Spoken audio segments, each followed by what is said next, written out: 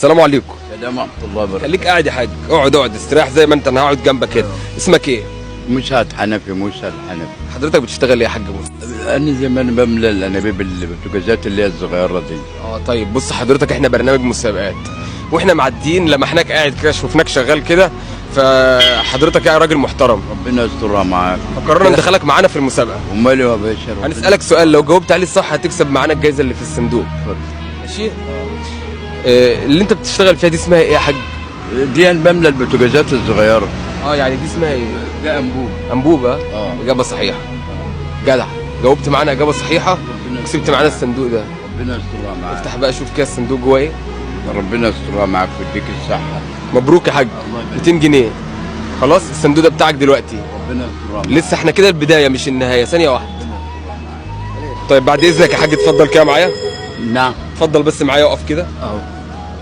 بص بقى.